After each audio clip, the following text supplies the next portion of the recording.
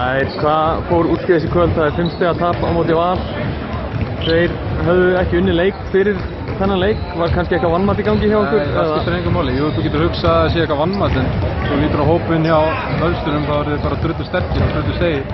Þeir eru greinilega bara búin að kannski finna sinn leikstíl og ég held að það er bara að finna það í dag. Ég held að sé ekkert út að setja nema þeir hafi átt þetta skilið. Við höfum kannski, við sýndum aldrei neina orku eða neitt varnarleik til þess að þeir raun og veru kláraðir í dag.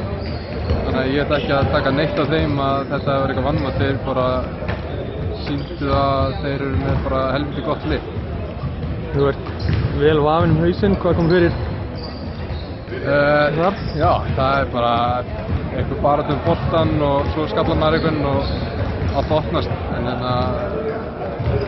engin merki einhvern heilarýsting en eins og leys, bara opnaðir smá og fór áfram gagn.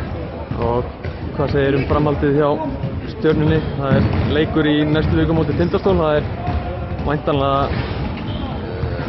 farið að fókusa á þann leik bara núna strax. Já, algjörlega. Skoðum þetta, hvað maður segja, hvað var úrskeiðis eða hvað við þurfum að gera betur. Væntanlega að spila betri vörn en þetta.